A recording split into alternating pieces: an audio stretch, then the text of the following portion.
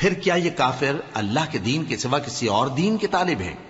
حالانکہ سب اہل آسمان و زمین خوشی یا ناخوشی سے اللہ کے فرما بردار ہیں اور اسی کی طرف لوٹ کر جانے والے ہیں۔ کہو کہ ہم اللہ پر ایمان لائے اور جو کتاب ہم پر نازل ہوئی اور جو صحیفے ابراہیم اور اسماعیل اور اسحاق اور یعقوب اور ان کی اولاد پر اترے اور جو کتابیں موسیٰ اور عیسیٰ اور دوسرے انبیاء کو پروردگار کی طرف سے ملیں، سب پر ایمان لائے۔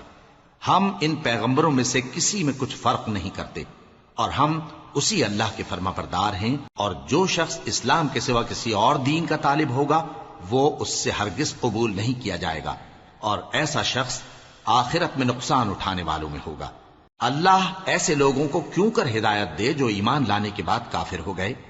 اور پہلے اس بات کی گواہی دے چکے کہ یہ پیغمبر برحق ہے اور ان کے پاس دلائل بھی آ گئے، اور اللہ